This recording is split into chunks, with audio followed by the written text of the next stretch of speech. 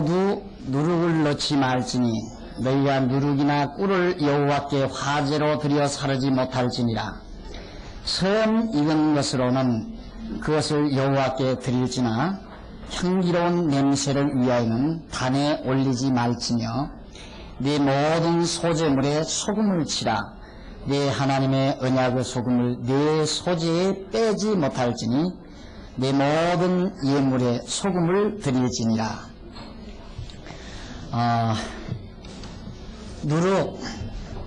누룩을 넣지 말고 꿀도 넣지 말아라. 꿀은 이제 단 거죠. 누룩은 이제 부패, 사실은 이제 좀 부패하는 그런 요소고요. 들뜨게 만드는 거니까. 그리고 소금은 방부제, 썩지 않게 하는 역할을 합니다. 소금은 넣되 꿀과 누룩은 넣지 말고 하나님 앞에 드리는 소재물에 반드시 그렇게 해라 하는 얘기입니다. 그러니까 결국은 정결한 걸 하나님 앞에 드리라는 얘기죠. 정결하게 드려라. 언제나 하나님께서 요구하시는 제물의 첫째 요구가 정결성입니다. 정결성, 깨끗한 거, 흠과 티가 없는 것을.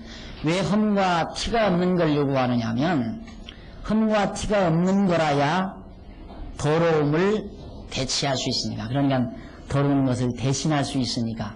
더러운 것으로 더러운 것을 대신할 수는 없잖아요.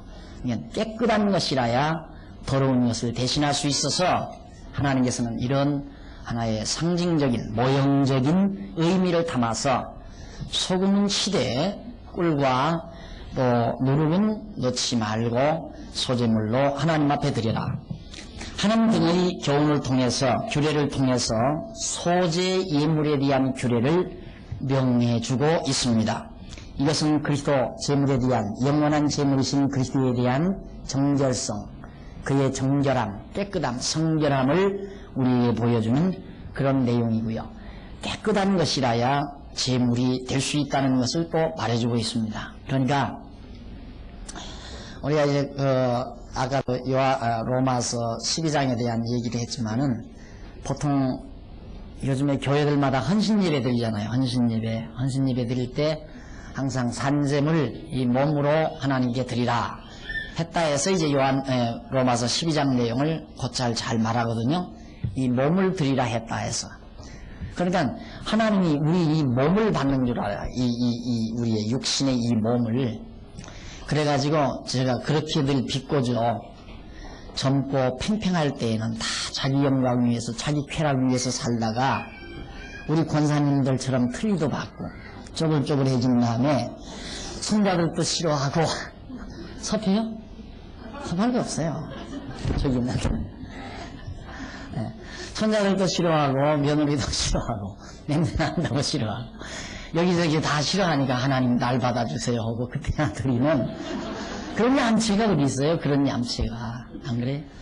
그러니까 이 몸 하나님께 헌신한다, 몸을 드린다 했을 때에는 그런 몸을 말하는 게 아니라 머리 대신 주님 그리고 그의 지체된 우리, 그 몸을 받으시는 거라 이 말이에요.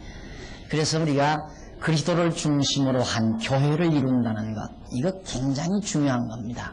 하나님이 교회를 받으시는 거거든요. 교회를 받는다는 말은 교회 머리가 예수님 아니에요. 그 예수님에게 붙어있는 주님과 결합된 성도의 무리, 이게 교회죠.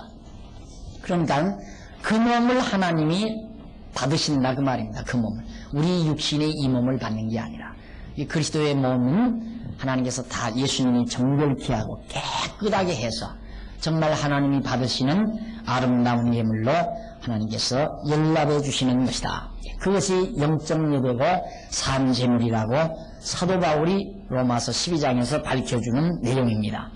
그러니까 여기서 소재나 번제 예물들이 모두가 다 정결한 것을 전제로 하고 있다는 것 기억하시면 나 자신은 더럽고 추하니까 하나님 앞에 드릴 바 못되지만 흠과 티가 없으신 하나님의 아들 예수 그리스도가 나를 대신한 영원한 제물이 되신다고 하는 이 확실한 진리를 우리에게 전해주고 있는 겁니다. 3장, 이건 화목 예물입니다.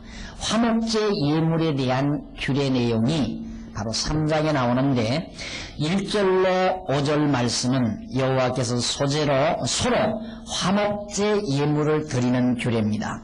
사람이 만일 화목제의 희생, 화목제란 그 옆에 아라비아 숫자 1자 나오죠?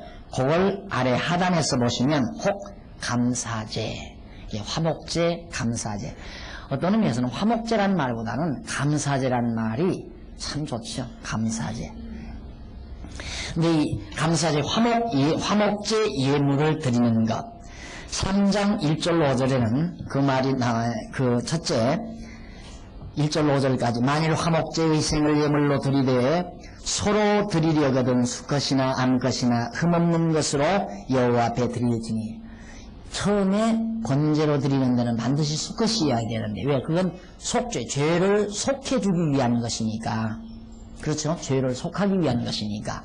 왜 그러냐면 암소가 안 됐다는 그 암소, 수소 이것도 성배를 뜻하는 거 아니에요. 그러니까 영원한 제물이신 예수 그리스도가 하나님의 아들로 태어나서 정말 하나님 앞에 제물이 되실 것에 대한 한 모형이죠. 근데 여기 이제 암소나 수소 상관없이 드려라. 감사제는 이것은 이제 속죄제가 아니고 속죄함을 받은 은혜에 대한 감사를 표현하는 제사입니다.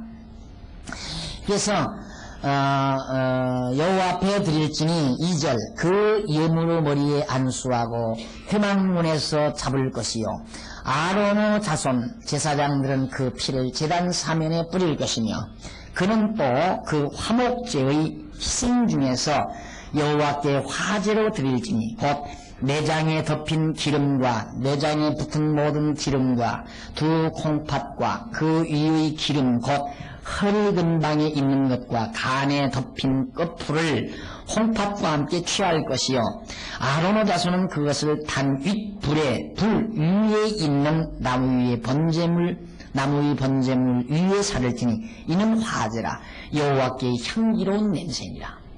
아까는 하나님 앞에 속죄제 드릴 때에는 재물을 다 태우죠. 그냥 몽땅 다. 그런데 감사제는 사람이 먹으면 그러니까 제사장들이 먹으면 육신적으로 보면 건강이 안 좋은 것들이 기름기 그 뱃속에 있는 모든 기름껍질들 콩팥 다 기름진 것들 아니에요. 그런 기름진 것들은 전부 꺼내가지고 그걸 태워서 하나님 앞에 드리고 좋은 것들은 다 제사장들이 먹도록 만들어주시는 내용이 바로 지금 이 화목제에 대한 감사제에 대한 내용입니다. 자, 그래서 이제 그런 기름, 내장에 덮인 기름들이나 기름기 있는 것들은 전부 불태워서 하나님 앞에 제물로 드리고 피는 뿌리고 그리고 6절 계속해 보십시다. 만일 여호와께 예물로 드리는 화목제의 희생이 양이면 수컷이나 암컷이나 흠없는 것으로 드릴지며 만일 예물로 드리는 것이 어떤 양이면 그것을 여호와 앞으로 끌어다가 그 예물을 머리에 안수하고 회막 앞에서 잡을 것이요 아론의 자손은 그 피를 단 사면에 뿌릴 것이며 그는 그 화목제의 희생 중에서 여호와께 화제를 드릴지니 그 기름 곧 미려골에서 벤바 기름진 꼬리와 내장에 덮인 기름과 내장이 붙은 모든 기름과 두 콩팥과 그 위의 기름 곧 허리 근방에 있는 것과 간에 덮인 것풀을 콩팥과 함께 취할 것이요 제사장은 그것을 단 위에 불을 사를지니 이는 화제로 여호와께 드리는 식물이니라. 아까 소나 같은 얘기인데 제물 종류만 달라요. 아까는 소였고 여기는 지금 양이나 염소를 말합니다. 그 다음 이제 12절로부터 17절은 여호와께서 염소로 화목제 예물을 드리는 규례입니다. 만일 예물이 염소면 그것을 여호와 앞으로 끌어다가 그 머리에 안수하고 회막 앞에서 잡을 것이요 아론의 자손은 그 피를 단 사면에 뿌릴 것이며 그는 그 중에 예물을 취하여 여호와께 화제를 드릴지니 곧 내장에 덮인 기름과 내장에 붙은 모든 기름과 두 콩팥과 그 위의 기름 곧 허리 근방에 있는 것과 간에 덮인 끝풀과 콩팥과 함께 취할 것이요 제사장은 그것을 단 위에 불사를 지니 이는 화제로 드리는 식물이요 향기로운 냄새라. 모든 기름은 여호와의 것이니라. 너희는 기름과 피를 먹지 말라. 이는 너희 모든 처소에서 대대로 영원한 규례니라. 피는 생명의 기본이라고 그러죠. 생명. 피는 곧 생명이니라. 근데 기름은 뭔가? 기름이라고 하는 것은 이 인간 우리 육체 내에서 생명은 이제 피에 달려 있고, 기름은 바로 힘이지요. 힘. 우리 육체를 버팅겨 나가는 힘. 하나님은 힘의 근원이시요 생명의 근원이십니다. 그러면 기름과 피는 하나님의 것이다. 그 대신 고기는 너희가 먹어라. 그런 얘기거든요. 그러니까 오늘 우리에게 있어서도 마찬가지입니다. 하나님께서 우리 아담을 지으실 때 하나님께서 흙으로 사람의 몸을 지으시고 거기에 생명의 기운을 불어넣으셨습니다. 생기를. 그래서 이제 우리의 몸은 땅에서 왔고요. 우리 인간의 생명의 기운은 하나님께로부터 주어진 겁니다. 이러듯이 기름과 피는 내 것이다. 나머지는 너희 것이다. 그 말이에요. 그러니까 이건 감사제. 그래서 하나님과 우리가 함께 화목하는, 하나가 되지는 그런, 그래서 이제 화목제라고도 하고 또는 감사제라고도 하고 하나님께 드리는 감사제다. 결국 무엇을 뜻합니까? 예수님께서 생명을 다하고 힘을 다하여 그 계명이 나오죠. 너희는 마음을 다하고 뜻을 다하고 성품을 다하고 힘을 다하여 주 너희 하나님을 경외하라. 그게 섬기는 거거든요. 그러니까 결국 예수 그리스도가 모든 것을 다 하나님 앞에 드려서 섬기는 그런 삶을 바로 이 감사제, 화목제를 통해서 우리에게 묘사해 주는 겁니다. 그런 의미에서 우리가 예수 그리스도를 믿고 그리스도의 지체가 되면 사실 우리도 아까도 계속해서 말씀드렸지만 그냥 나 좋은 대로 사는 것이, 나 즐겁고 나 좋은 대로 사는 것이 나중에 보니까 그것이 하나님 기쁘신 뜻대로 사는 것이 되졌더라도 말이에요. 무엇과 같으냐면 아직 그렇게 납득이 잘 안 가시면은 애기들을 막 낳아서 투서너자, 요즘 여기 동욱이라는 거 나오는데, 이 동욱이라는, 이거 조금 있으면 저거 미움이 돼요, 이제. 지금은 자고 싶은 대로 하는 게 다 부모들 기쁨만 해요. 그래서 뭉개도 이쁘고, 그냥 발버둥을 쳐도 이쁘고, 마음대로 부는 게 다 이쁜 거예요. 다 부모를 즐겁게 하는 거. 그러나 저거, 한 1년만 지나면, 여기 올라오면 안 돼. 지금도 여기 올라오고 싶어서 팍팍 기어 올라오잖아요. 제거집대로 자꾸 나가는 거란 말이에요. 제거집대로.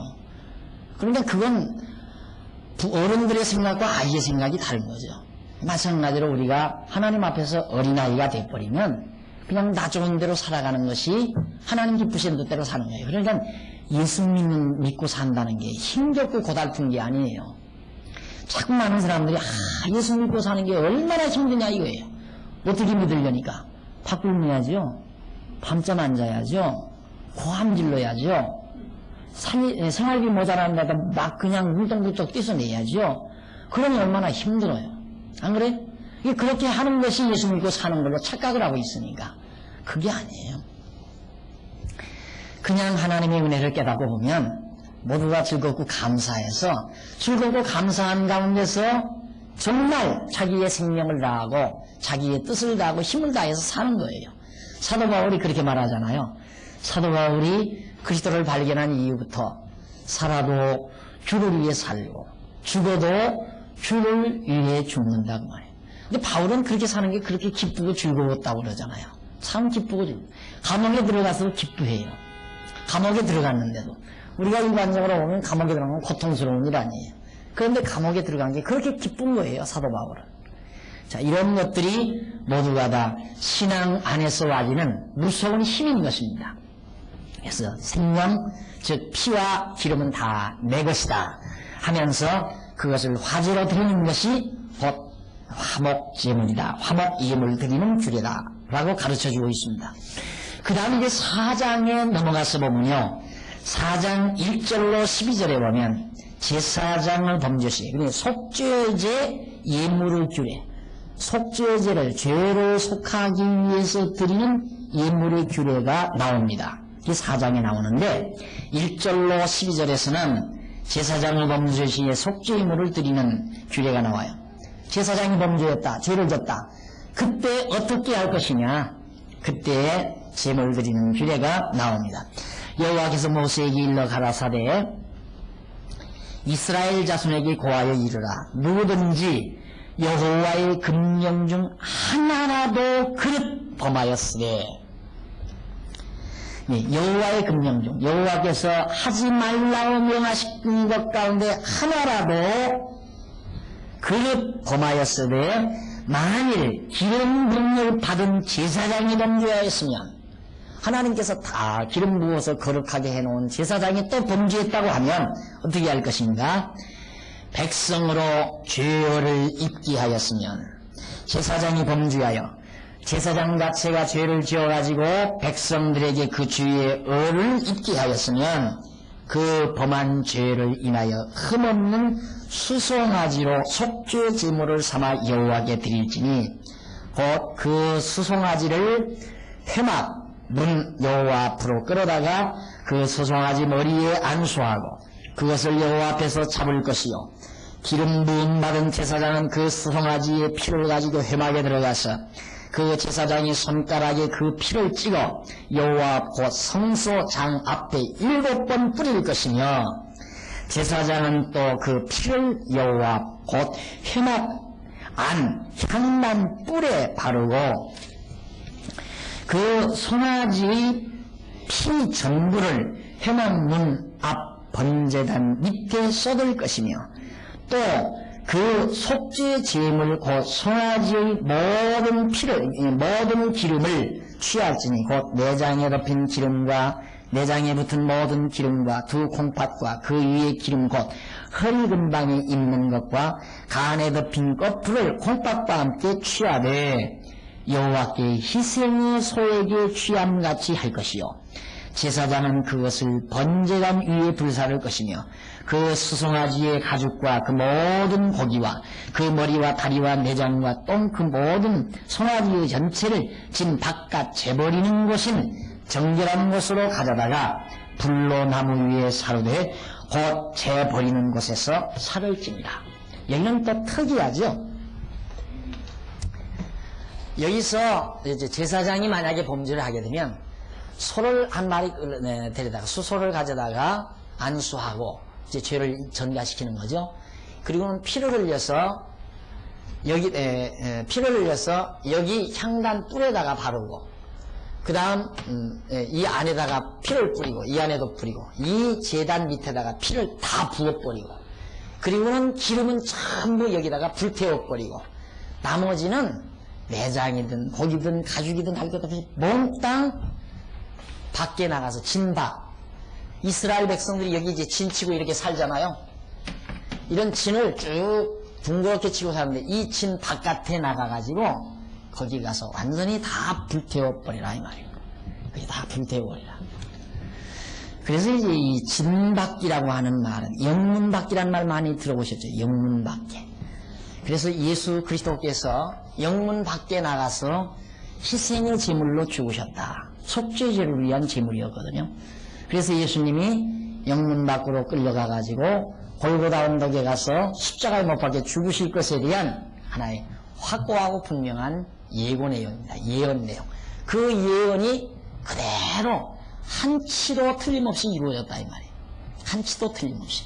예루살렘 영문 밖으로 나가서, 예수님이 잡히시기는 예루살렘에서 잡혔잖아요. 근데 예루살렘 안에서 죽이는 게 아니에요. 그전 같으면 유대인의 법에 의하면, 유대인 법대로라면 죄인을 잡았을 때 현장에서 그냥 돌로 때려 죽이거든요. 돌로. 그러니까 예수님은 유대인의 손에 의해서 죽을 때 돌로 맞아 죽을 수밖에 없어요. 따지고 보면. 그런데 어떻게 공교롭게 예수님이 돌에 맞아 죽지 않냐고 십자가에 못 박혀 죽으셨는가. 그것도 이미 예언된 대로 그대로 이루어진 거죠. 예언된 대로. 그러니까 영문 밖에 나가서 십자가에 못 박혀 죽으신 이 사실이 바로 속죄 제물로 죽으실 그리스도의 죽으심에 대한 한 예표요 모형이며 그림자라는 사실을 우리가 다시 한번 확인할 수가 있습니다. 이처럼 제사장이 범죄했을 때에도 제물을 드려야 용서를 받아요. 그런데 이스라엘 사람들은 이처럼 하나님 앞에 백성들을 위해서 드리는 제사장도 범죄를 하면 자기를 위해서 속죄제를 드려야 되거든요. 죄인이 제사를 드리면 하나님이 죄인이 드린 제사를 받을 수가 없잖아요. 그러니까 일단 제사장 자기 죄를 용서함 받은 다음에 백성을 위해서 제사를 드려야 된다 그 말입니다.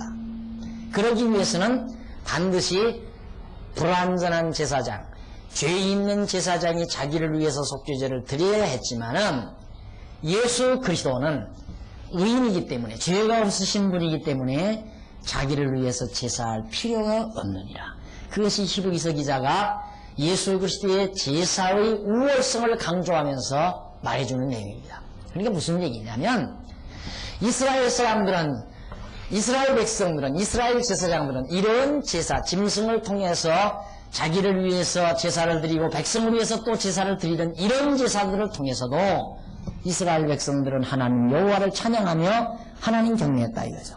그런데 항차 오늘 우리는 온전하신 제사장이기 때문에 자기가 범죄함이 없어요. 절대 예수는 스스로 범죄하지 않아요. 죄 지을 수 있는 분이 아니에요. 다만 그가 죄인인 것은 우리의 죄를 전가받은 것뿐이죠. 그러면 예수님은 자기를 위해서 제사할 필요가 없는 분이죠. 그러니 얼마나 우리는 완전한 제사예요? 이것의 이러한 불완전한 제사에 비하면 예수님이 우리를 위해서 드려주신 제사는 완벽한 거예요. 더 이상 완벽한 제사가 있을 수가 없어요. 이런 제사를 예수 그리스도가 드리심으로 우리를 의롭다고 했는데 이걸 믿고 살아야 되잖아요.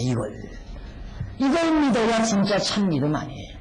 그러니까 이제 우리는 자꾸만 하나님 앞에서 늘 자기 죄에 물려가지고 죄의 진물에서 고민하고 괴로워하고 두려워하고 이래서는 안 된다 이 말이죠. 이런 진리를 깨달으면 이제는 감사하고 기뻐하고 즐거워하고 평안해야 되죠. 안 그래요? 우리가 몰랐을 때는 하나님이 내 죄를 용서해 주지 않았다고 생각했을 때는 두렵고 떨리고 괴롭고 고통스러웠지만은 하나님께서 이처럼 완벽하게 우리 죄를 용서해 줬다는 게 믿어져 버리면 감사가 있고 기쁨이 있고 평안이 있을 수밖에 없잖아요. 이것이 곧 복음을 믿는 자와 믿지 않는 자의 차이점이라는 사실을 알 수 있습니다. 그러니까 복음 깨달은 자는 편안해야죠. 지금쯤 가서 사진 찍어 보실래요? 입학할 때 사진 찍어 놓은 거 한번 대조를 해보세요. 네. 그때는 막 심각해가지고 이렇게 왔는데 지금은 많이 밝아지셨겠죠. 여러분 스스로도 많이 밝아지신 걸 느끼실 겁니다.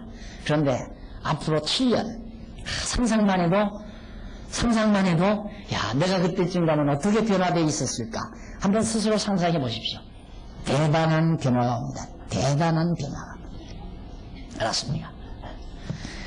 자, 이래서 제사장 범죄 때에 이스라엘에서 제사장들로 하여금 용서받는 제사를 드려라.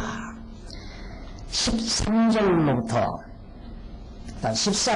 21절까지 보면 그 다음 회중이 범죄했을 때는 어떻게 하느냐. 그럼 제사장이 범죄했을 때는 그렇게 제사를 드리지만 백성들이 죄를 졌을 때는 어떻게 제사를 드려야 되는가. 제사 드리는 방법이 약간 다릅니다. 13절 만일 이스라엘 온 회중이 여호와의 금령 중 하나라도 그릇 범하여 보십시오. 그러니까 사람들은 그렇게 생각을 하죠. 모든 대부분의 많은 교사들은 봐라 율법 중에 하나라도 범하면 안 된다. 하나라도 범하면 안 된다. 그러면 아까 말씀드린 대로 백성들이 여기 사는 이런 지역에 살고 있는 백성들이 율법을 하나도 범하지 않고 다 지켜 행했다. 그러면 이건 필요해요 안 필요해요? 하나도 필요 없는 거예요. 하나도 필요 없는 거예요. 이거 있으면 뭐예요? 아무 필요 없는 거 텅텅 비어있고 제사 드릴 필요도 없는데 안 그래요? 그건 무엇과 같은 얘기냐면 내가 막 내 노력으로 내가 깨끗이 살아야지. 나는 율법대로 꼭 지켜 살아야 되겠다. 이렇게 해서 자기가 율법을 꼭 지켜서 하나도 범하지 않고 살려고 그렇게 살 수도 없는데 사람들이 그렇게 생각을 하잖아요. 그렇게 만약에 살려면 그 사람은 예수 관계가 있어야 했어요. 하나도 필요 없는 사람이에요. 그래서 사도 바울이 그랬잖아요. 율법의 행위로 말미암아 의롭다함을 얻고자 하는 자는 누구를 다 필요 없다고 생각하는 자다. 예수 그리스도의 십자가를 다 헛되게 하는 자다. 이 말. 예수 그리스도를 필요로 하지 않는 사람. 그 사람은 예수 믿을 필요 없어요. 율법이라 행하고 살아야지. 안 그래요? 그러니까 구약시대에 이처럼 계명과 율례를 주어서 그 다음 이건 이제 규례죠. 규례. 제사규례.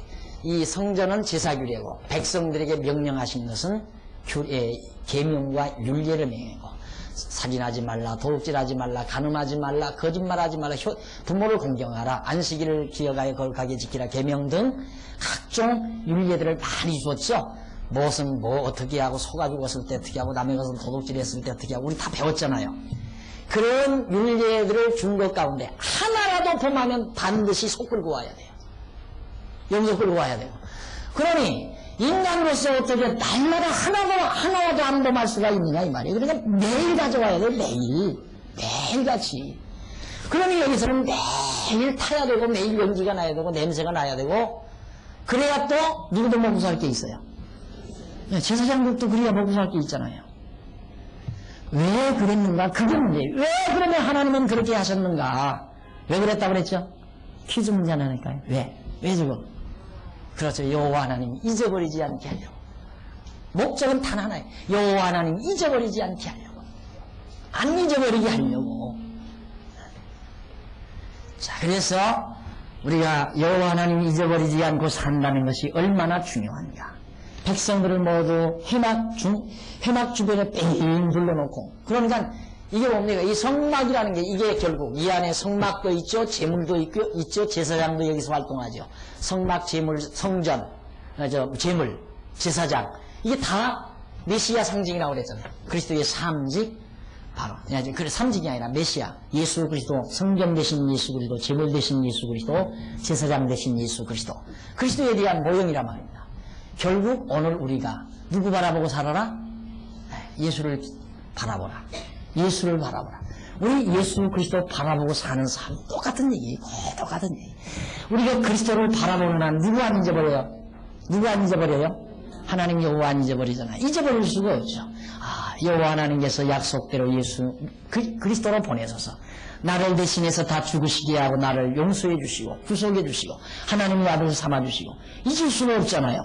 예수를 바라보고 사는 사람, 이스라엘 백성들이 성막을 바라보는 한 여호와 하나님을 잊어버리지 않는 것처럼 오늘 우리가 진짜 성막보다도 더 위대하시고 우월하신 하나님의 아들 예수 그리스도를 믿고 사는 사람이 어떻게 여호와 하나님을 잊어버리느냐 이 말이죠.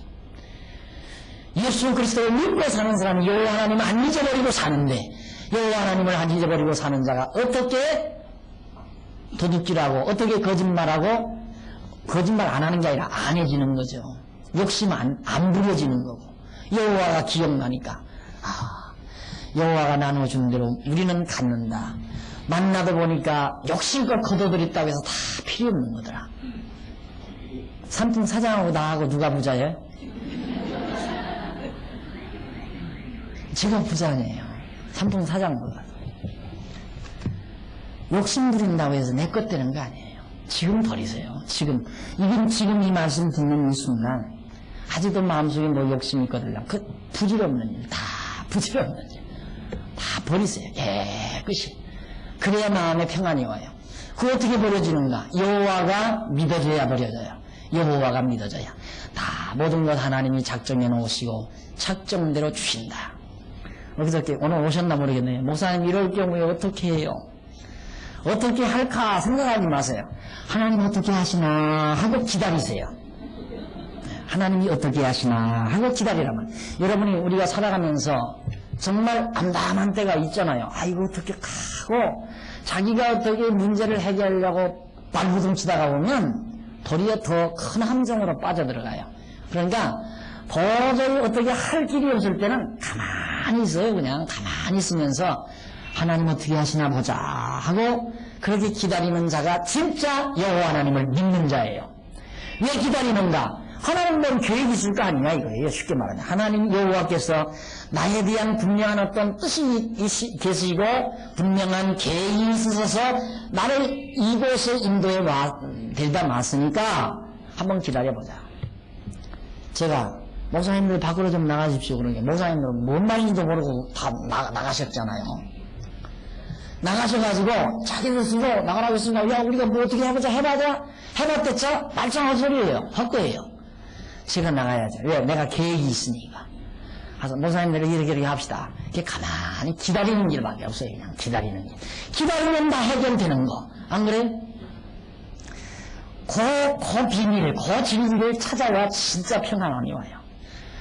좀 제 얘기 같아서 송구스럽기는 하지만은 제 선배 되시는 집사님 한 분이, 우리 교회 집사님 한 분이 저한테 이런 얘기를 해요. 목사님, 저보다 한 10년 이상 일거든요. 근데 제가 목사님을 옆에서 가만히 보니까 아주 어려운 문제를 참 쉽게 풀더래요. 날도 내가 아주 복잡하고 어려운 문제인데 이를 아주 그냥 힘도 하나도 안 들이고 쉽게 잘 풀어가더래요. 그 말을 듣는 순간 처음에는 우쭐했는데 야, 내가 상당히 힘 있는 사람으로 보였는가 했는데 저분이 뭘 보고 그러나. 가만히 생각해 보니까 아하, 저 양반이 지금 착각을 해도 보통 착각은 아니구나. 뭘 착각했느냐면 너무 엄청난 일이 일어나 버리면 내가 어떻게 할 수가 없잖아요. 뭐 작은 일도 마찬가지지만은 가만히 있는 거죠. 뭐 어떻게 왜 난들 너무 복잡하고 뭐 이런 일 저런 일 뭐 온갖 유언 비어 온갖 뭐 비난 막 퍼부어대도 그걸 어떻게 하는 얘기 난들. 무릎맞이 되라는 얘기예요. 저 사람에서 이 장로부 들고 저 집사부 들고 막 봐라. 이 말 했냐 안 했냐 이거 하고 들어간 얘기. 가만히 있는 거죠. 뭐. 왜? 하나님이 쉬었으면 쉬고 살리갔으면 살리고 하나님 마음대로 하시는 건데 기다려보자. 어떻게 하시나. 가만히 있는 거죠. 뭐. 있다 보면 해결되게 돼 있어요. 그냥. 그것이 여호와 하나님이 하시는 일이에요. 우리에게 안 알려주잖아요. 내일은 어떻게 내가 해주마. 하나님이 절대 안 알려줘요. 그냥 어려움이 와도 하나님 뜻이 있어서 이렇게 어렵게 만들어 주셨다. 이 다음은 어떻게 하시나 보자 하고 참고 기다리는 신앙. 그렇게 살아가게 하려고 회막을 가운데 지어놓고 불로 장막을 치고 이스라엘 백성들 여호와 하나님 잊어버리지 않고 살게 만들려고. 광야에서 벌써 저렇게 해서 훈련을 시키는 거예요. 계속 40년 동안. 그래가지고 가나안 땅 데려다 놓고는 그때는 회막이 아니라 솔로몬을 통해서 막 황금으로 지잖아요. 황금. 잘 대리석으로 해서 백향목 꺾어다가 성막집 거기서 제사장들이 매일같이 제물을 드려야 되는데 이제 앞으로 역사에서 이제 공부하다 보면 이런 장면이 나와요. 솔로몬이 아주 돈도 많고 권력도 누리고 호화찬란해졌잖아요. 아버지가 이제 돈 모아놓고 권좌 잡아서 나라를 크게 이루어서 해놓고 죽었으니까.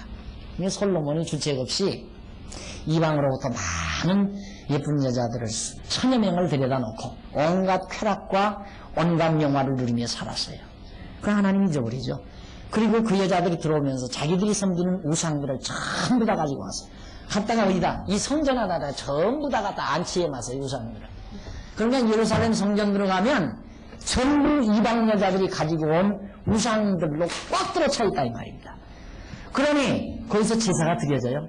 각자 제 우상에게 와서 절도하는 사람이 있고 비는 사람도 있고 별의별 짓 다 할 거란 말입니다. 그러면 백성들이 여호와 하나님 잊어버릴 수밖에 없죠. 그래서 나라가 완전히 갈라져 버리고 말아요. 망해버리고 말아요. 나라가. 그래서 여러분 나 개인이 망하지 아니하는 것, 나 개인이 망하지 아니하는 것도 그리스도를 통해서 하나님 여호와를 잊지 않고 사는 것이고요. 내 가정도 마찬가지입니다. 내 교회도 마찬가지고 교회가 망하지 아니하는 것 오직 여호와 하나님 바라보는 것, 그리스도 중심으로. 가정도 마찬가지고 가정을 딱 세울 때 솔로몬이 이제 그 잠언서에 보면 그 장면, 잠언서 13장인가 그 내용이 나오잖아요. 지혜로운 여인은 가정을 세우지만은 미련한 여인은 스스로 가정을 자기 집을 허느니라 하는 말씀이 나와요. 그러니까 지혜로운 여인, 누굽니까? 여호와를 아는 여인. 여호와를 아는 것이 지식의 근본이 아니에요. 지혜의 근본. 그러면 지혜롭다는 말은 여호와를 알고 경외하는 자. 그게 바로 지혜로운 여인이란 말입니다. 이 여호와를 모르는 여인은 미련한 여인이고, 이 미련한 여인은 집안을 헐어요. 지혜로운 여인은 집을 세우게 돼 있고, 교회도 마찬가지고 가정도 마찬가지고 자기 개인도 마찬가지예요. 여러분 여호와 하나님 잊어버리지 않고 살아보세요. 자꾸 세워져 가죠. 몸도 건강해지고 정신도 건강해지고 늘 마음도 건강해지고 늘 기쁨과 평안이 있고 즐거움이 있고 화평이 있고, 그래서 옆을 살피게 되고 또 좀 더 멀리를 살피게 되고, 어리석은 미련했을 때는 자꾸 자기만 살피거든요. 이게 제일 사람을 어리석게 만드는 방법은 팍 속 찔러주는 거. 알았습니까? 사람을 미련하게 만들려면 속을 팍 찔러줘야 돼요. 장사하시는 분 있어요? 내가 한 수 가르쳐 드릴까? 와서 맨들 살피기만 하고 물건 안 사가죠? 그럴 때는 속을 한번 팍 찔러주세요. 이건 아줌마한테 안 어울려요. 한마디 해줘 보세요. 왜요? 조금 뚱뚱한데요? 그렇게 하면 속을 팍 찔러주면 열심히 다이어트 해가지고 쫓아와요. 와서 사가요. 아유, 아줌마는 좀 안 어울리네요. 너무 비싸거든요, 이거. 일어나 보십시오. 카드라도 긁어서 사가지. 왜 그러는가? 속이 좁아져요. 사람이 속을 팍 찔러져 버리면 자기 안으로 팍 관심이 모아져서 이게 그냥 밴댕이 속처럼 좁아져요. 그래가지고 미련을 떠는 거예요. 그러나 여호와 하나님을 알면 넓어져요. 생각이 넓어져요.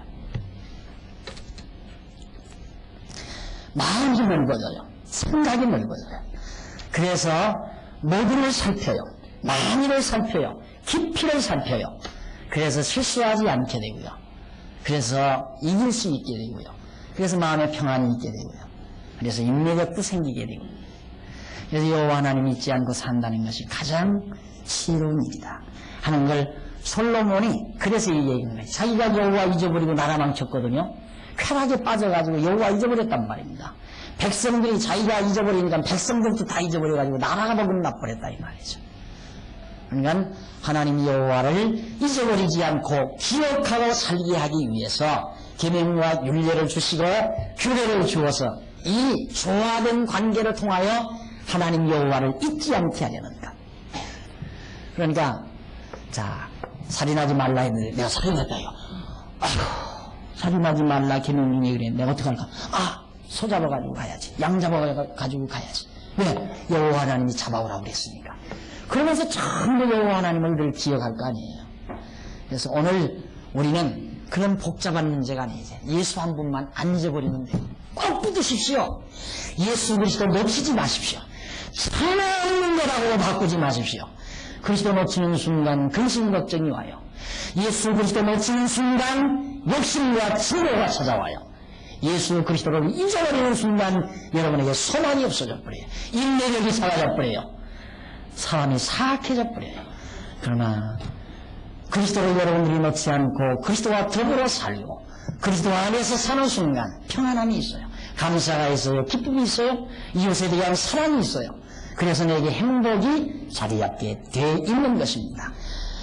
이렇게 하나님께서는 백성들이 범죄 하나라도 계명 중에 하나라도 범하면 제물을 가지고 와서 제사를 드리기 위해서 여호와 하나님 잊어버리지 않게 하시는 이 놀라우신 하나님의 섭리, 이것이 21절까지 나와 있습니다. 그럼 22절로 26절 거기 보면 22절 만일 족장이 그 하나님 여호와의 금령 중 하나라도 부지 중에 범하여 허물이 있었다가 그 범한 죄에 깨우침을 받거든 그는 흠없는 수염소를 이물로 가져다가 족장, 그러니까 요즘으로 말하면 구장이나 동장, 그 마을에 이스라엘에서는 매 족속마다 족장이 있잖아요. 그런 지도자가 범죄했을 때 어떻게 해야 하는가? 그 지도자도 역시 자기가 범죄를 한 것을 깨닫는 순간, 그러니까 그 깨닫게 하는 것이 율례와 규례예요. 하나님이 하지 말라고 했는데 내가 했다. 그래야 깨달아질 거 아니에요. 내가 죄인이라는 거. 안 그래요? 내가 남의 것 가지고 왔어요? 그런데 도둑질하지 말라는 계명이 없으면 내가 도둑질한 일을 모른다 이 말입니다. 그러니까 도둑질하지 말라는 계명 자체가 내가 도둑질했구나, 내가 죄를 졌구나, 이걸 깨닫게 해요. 깨닫게 한다면 어떻게? 염소 가지고 성막으로 찾아간다. 제단 앞으로. 그 장면이 지금 여기에 소개되고 있는 겁니다. 그래, 금령 중 하나라도 보면 깨달은 회중은 합니다. 23절 그 번지한 주의 깨우침을 받거든 그는 흠없는 수소를 예물로 가져다가 그 수염소 머리에 안수하고 여호와 번제 희생을 잡는 곳에서 잡을지니 이는 속죄제라. 제사장은 그 속죄 희생의 피를 손가락에 찍어 번제단 뿔에 바르고 그 피는 번제단 밑에 쏟고 그 모든 기름은 화목제 희생의 기름같이 단 위에 불사를 지니 이같이 제사장이 그 범한 죄에 대하여 그를 위하여 속죄한 즉 그가 사함을 얻으리라 그랬어요. 역시 족장의 범죄시 용서받는 속죄 규례, 바로 지금 봉독해 드린 26절까지 밝혀주고 있습니다. 우리 지금 이 기독교 안에, 기독교라는 명칭을 가진 이 교회 안에 어떤 행태들이 벌어지느냐 하면, 아까 제가 말씀드렸지만 신비주의자들은 방언했다? 그건 죄용서함 받았던 확증이다. 죄용서함 받은 자에게 성령 주시는 거다. 이게 방언은 성령 받은 증거다. 그러니까 방언했다고 하는 건 죄용서함 받았다는 거다. 이거거든요. 아까 내가 말하는 것은 죄용서함 받을 때는 죄탕 냄새가 난다. 이 냄새, 죄탕 냄새가 나면 죄용서함 받은 거다. 같은 맥락에 또 같은 얘기에 비슷한 얘기. 그런 자들이 있는가 하면 천주교에서는 로만 캐톨릭주의자들은, 의식주의자들은 죄용서함을 받았다는 것을 의식으로 만들어요. 과거에는 이게 표딱지를 만들었죠. 속죄권이라고 하는 거. 종이용지를 만들어서 이것 당신 죄 졌느냐? 얼마짜리 사가라 이거예요. 큰 죄 졌으면 큰 돈 주고 사가야 되고 적은 죄 졌으면 적은 돈 주고 사가면 되는 거예요. 그러면 죄용서함 받았다 이거예요. 요즘에 이제 미사를 통해서도 그러고 또 무슨 뭡니까? 영세지요. 영세 같은 그런 의식을 통해서 죄용서함 받았다는 확증을 그들은 주려고 그래요. 그런데 우리 기독교 안에서도 부흥회할 때 어떻게 합니까? 회개하십시오. 용서함 받게. 회개하라 이거야, 회개하라. 하나님 앞에 죄를 만나시라 고하고 회개해야 용서함 받습니다. 이걸 가르친다 이거예요. 성경이 그런 데가 어디 있어요? 그런 얘기한 데가 성경이 어디 있느냐고요. 없는데 그런 식으로 자꾸만 얘기를 해요. 죄 다 하나님 앞에 고백해라. 그러면 어떻게 주일날 부흥회 하게 되면 목요일쯤이나 수요일쯤은 사죄임을 가지고 오라는 얘기 아니에요. 사죄임을. 그래서 사죄임을 해가지고 보온해가지고 가지고 가면 이들이 이제 부흥사가 기도를 해주죠. 하나 둘.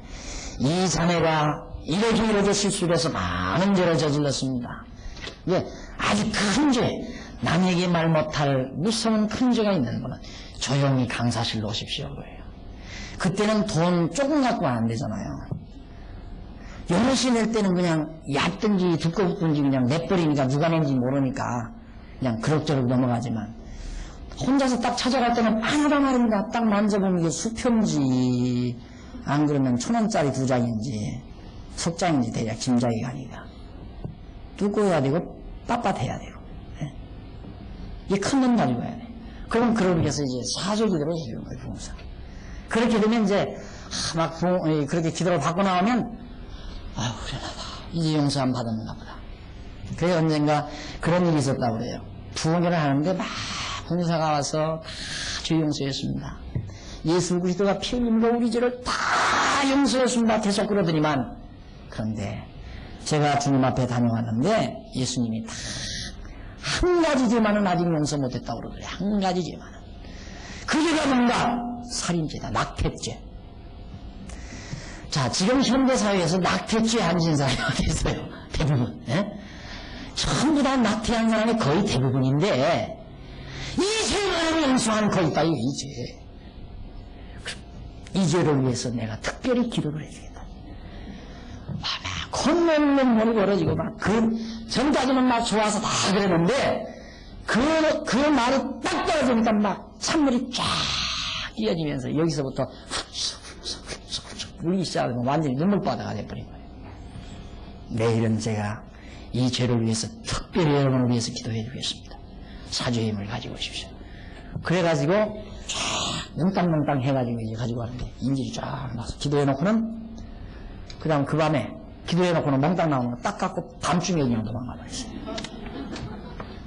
부흥 강사가 도망가 버렸단 말입니다. 돈 가지고 완전히 하나 쓰러졌어요. 사실이래 이게 실제 만들어낸 얘기가 아니라.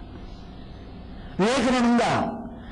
성도들이 자기 죄 용서함 받았다는 확증이야. 확신.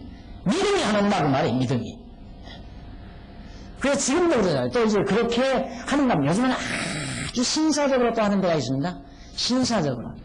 입에 다 들이면서 설교 전에 무슨 시간 있어요? 누가 하시는 분 있어요? 네? 참회의 기도 시간이 있어요. 참회의 기도. 여기 강남 지역에 아주 요즘 아주 인테리들만 모이는 그 교회, 그런 교회, 아주 자부하는 교회죠. 인테리들만. 참회의 기도. 자, 처음에는 이제 목사가, 나는 어떻게 하는지 잘 모르겠어요. 근데 얘기 들으니까 목사가 막 일반적인 거 알아도 괜찮은 거, 우리는 지난 한 주간도 화도 내고, 정말 욕심도 많이 품고, 일반적인 거 얘기해도 별로 부끄럽지 않은 거, 그건 다 자기가 한대요. 하고는, 자, 이제는 우리 각자가 아내에게도 말 못할지, 남편에게도 말 못할지, 친구에게도 말 못할지, 여러분 스스로가 하나님 앞에 참여하십시오. 얼마나 수련해지겠어요? 심각하다. 그렇게 사람을 완전히 어떻게 사람을 그렇게 온전하게 만들어 놓고 그게 이제 사람을 미련하게 만드는 거예요.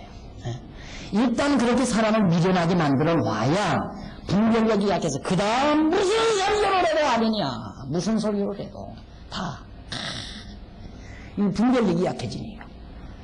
그런데 기만당하면 안 돼요, 여러분. 하나님이 그래, 내가 이렇게 말을 했다고 해서 용서해줘요? 피합시면 안 돼요. 예수 그리스도의 피가 말하지, 내 입술이 말한다고 해서 저 용서하는 거 아니다, 이 말입니다.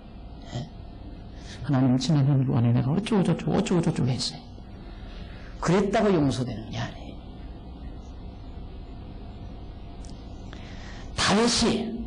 다윗이 엄청난 죄를 저지르잖아요. 엄청난 죄를 저지르는데 그의 토의 기도를 보면 자기가 구체적으로 말하는 바가 없어요. 내가 우리아의 아내를 어떻게 하고 모독하는 걸 보고 어떻게 해서 어떻게 하고 그 다음 나도 너무 부끄러워서 내가 그 남편을 내려다가 어떻게 해서 죽였습니다. 이런 내용은 없어요.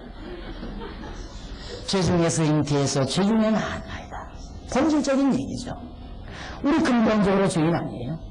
우리 죄인이란 말입니다. 죄인. 근본적으로 하나님 앞에 내가 죄인이라고 하는 사실, 그걸 인정하면 끝나는 거예요.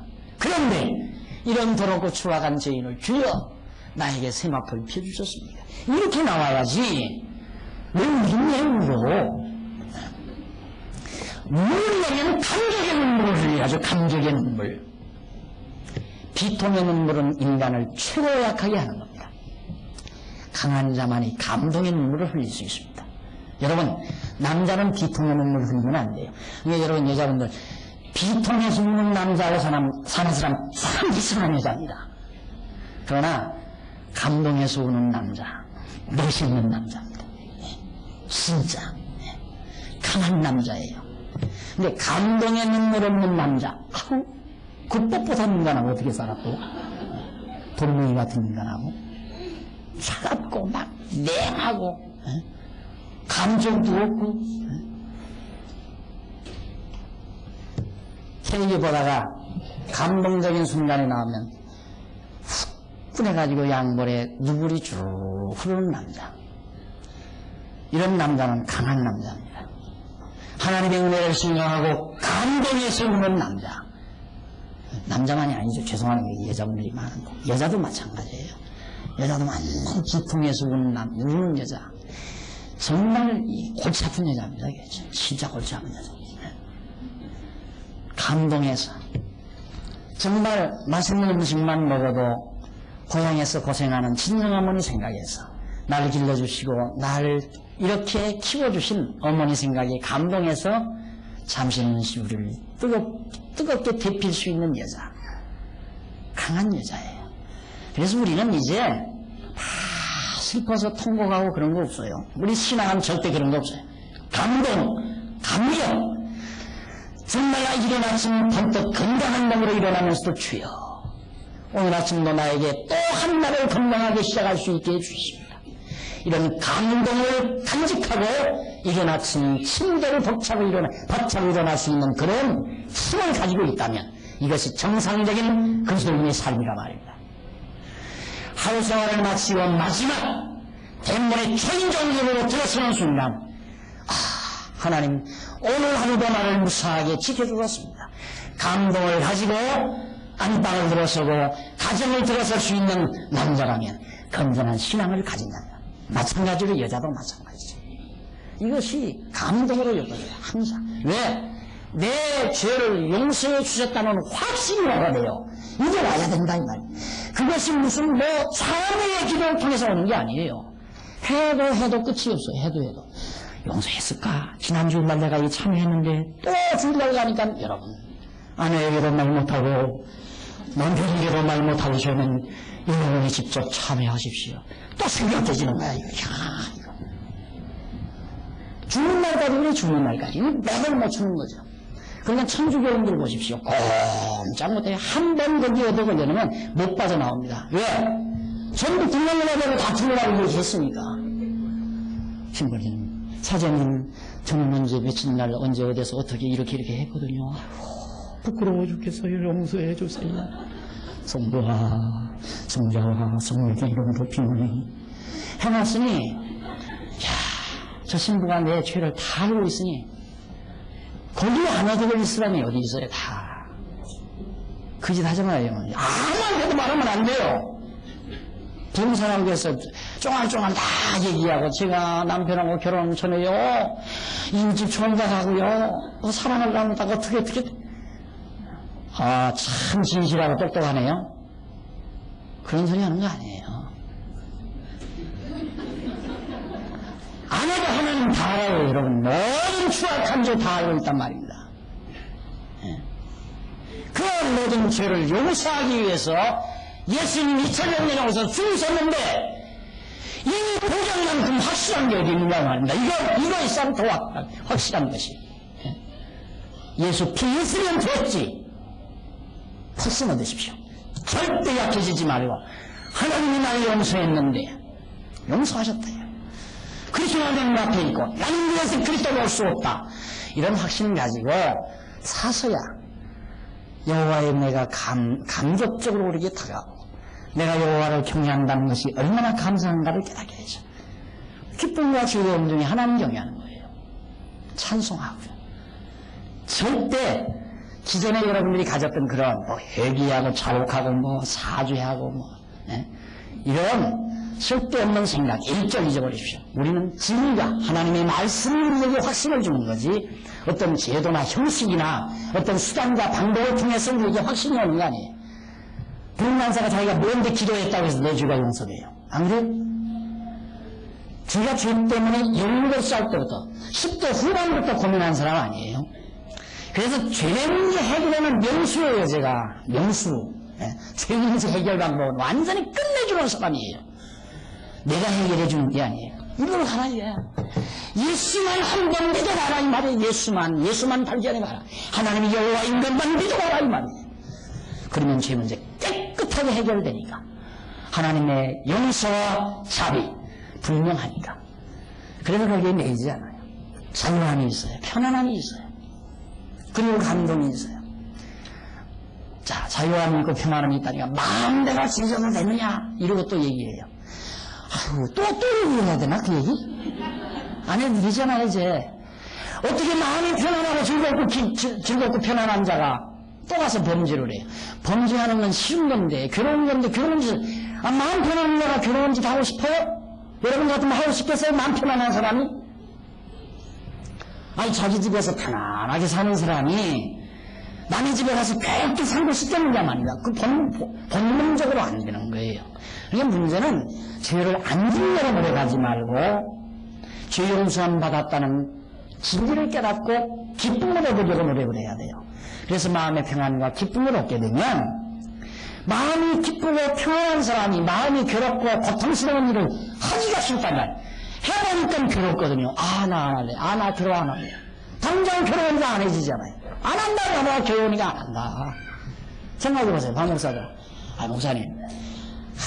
목사님 뭐 그렇게 고생하십니까? 고생하지 말고 우리 은행 내일 전에 은행 한번 텁시다. 얼마나 했는데 이번 한 번만 잘 되면 아마 한 5억씩은 나눠가질 수 있을 겁니다. 내가 욕심 있어가지고 한번 했다. 그래 5억을 무단히 손에 쥐었다. 이거 5억을 갖다 놓고 보니까 야 이 도둑놈아 때때마다 계속해서 이 도둑놈아 나오는데 결과가 견딜 수가 없죠. 한 번은 했다. 그 다음 또 목사님 이번은 10억인데 10억. 야 이거 나 길어서 내가 안 할래. 하지 말라고 해서 안 하는 게 아니에요. 괴로우니까 안 하는 거예요, 여러분. 그것이 우리 그리스도인의 삶이에요. 그러니까 평안해야죠. 내가 평안하고 감사가 있어야 그렇게 되지. 그게 없으면 가져가자도 이런데 한타 맞아까지 건 이렇게 되는 거죠. 에? 그러니까 오늘 정말 우리가 이 사죄의 은총에 대한 진리, 이 속죄의 진리를 배운다고 하는 것은 신앙의 기본이에요. 기본. 이것이 곧 하나님 여호와를 잊어버리지 않게 하기 위한 하나님의 섭리였다 하는 내용입니다. 이래서 족장이 범죄해도 그렇게 속죄제를 드리라. 그 다음 27절 만일 평민의 하나가 일반 평민입니다. 평민의 하나가 여호와의 금령 중 하나라도 부지 중에 아지 못하는 가운데 모르고 그 말이죠. 부지 중에 범하여 허물이 있었다가 그 범죄한 죄의 깨우침을 받았거든. 모르고 지은 죄는 상관없다고 어떤 사람이 그런 소리 무슨 소리 하고 있어요. 모르고 지은지든 알고 지은지든 상관이 없어요. 죄는 다 속죄받아야 돼요. 여기도 부지 중에 지었지만은 나중에 그걸 깨우침을 받거든. 그는 어떻게 흠없는 암염소를 끌고 와서 그 범한 죄를 인하여 그것을 예물로 삼아 그 속죄제의 희생의 머리에 안수하고 그 희생을 번제소에서 잡을 것이요. 제사장은 손가락으로 그 피를 찍어 번제단 뿔에 바르고 피를 여기 번제단 제단에 뿔 있죠. 뿔에다가 전부 발라라. 왜? 자, 제단 요구하는 항상 죽음을 요구하잖아요. 피는 죽음에 대한 확정이죠. 그리고 피를 바르면 요구대로 죽었다. 뿔이라고 하는 건 하나의 죽음의 세력, 죽기를 원하는 하나의 세력을 상징하는 건데 뿔에게 피를 발라줌으로 이제는 죄인이 죽었구나. 이랬을 때 이제 만족하는 거죠. 제단의 뿔이 만족을 하는 겁니다. 그래서 찍어 번제단 뿔에 바르고 그 피 전부를 단 밑에 섞고 그 모든 기름을 화목제 희생의 기름을 취한 것 같이 취하여 단 위에 불살라 여호와께 향기롭게 할지니 제사장이 그를 위하여 속죄한즉 그가 사함을 얻으리라. 자, 제물을 평민이 범죄했을 때도 그렇게 제물을 드리고 피를 바르고 그랬을 때 제사장이 그를 위하여 속죄한즉 속죄를 받는다. 제물 이런 얘기입니다. 이래서 제물 용서받는 그런 내용이고 마지막 32절로 35절까지 그가 만일 어린 양을 속죄 제물로 가져오려거든 흠없는 암컷을 끌어다가 그 속죄 희생의 머리에 안수하고 번제 희생을 잡는 곳에서 잡아 속죄제를 삼을 것이요 제사장은 그 속죄제 희생의 피를 손가락으로 찍어 번제단 뿔에 바르고 그 피는 전부를 단 밑에 쏟고 그 모든 기름을 화목제 어린 양의 기름을 취한 것 같이 취하여 단 위 여호와의 화제물 위에 불사를 지니 이같이 제사장이 그의 범죄한 죄에 대하여 그를 위하여 속죄한즉 그가 사함을 얻으리라. 피를 쏟으심으로 사함을 얻으리라. 자, 거듭거듭 계속해서 제가 반복해 말씀드렸습니다. 이스라엘 구약시대 사람들, 구약의 성도들은 영소나 황소의 피를 가지고도 그런 죄의 해방을 받고 기쁨과 평강 중에 여호와 하나님의 신실하심과 그의 자비로우심을 찬양하며 살았습니다. 항상 하나님의 독생자 예수 그리스도의 피의 공로를 힘입은 우리가 어찌 마음에 하나님을 향한 찬양과 기쁨이 없다면 이 진정한 그리스도인이 될 수 있겠느냐 이 말이죠. 어떻게 그리스도인이라고 할 수 있어요? 예수를 진짜 만난 분이라면 그리스도의 피가 나로 하여금 하나님 앞에 감동하게 만들고 찬송과 기쁨을 가지게 해야 되는 거 아니냐. 기쁨과 즐거움으로 승리하십시오. 기도하십시다. 자비로우신 하나님 아버지, 은혜와 사랑을 감사합니다. 우리가 얼마나 죄의 권세에 사로잡혀 고통과 괴로움을 견디며 살아왔는지 알 수 없습니다. 하지만 우리는 그리스도의 피공으로 죄에서 자유함을 얻고 심령의 평강을 얻게 하심을 진심으로 감사합니다. 하지만 아직도 죄의 권세는 우리를 넘보고 있습니다. 때때로 우리가 죄의 종로를 할 때가 있지만 그래도 우리는 거기에 완전히 사로잡히지 말게 하시고 정말 그리스도의 피가 우리를 죄에서 자유함을 준다고 하는 이 확신을 가지고 날마다 하나님의 은혜의 영광을 찬미하며 구속의 일청을 주께 찬양하는 슬기롭고 지혜로운 성도들로 삼아 주시옵소서. 생활 속의 기쁨과 평안이 자리 잡을 수 있도록 역사하시옵시기를 비우며 예수님의 이름으로 기도드립니다. 아멘.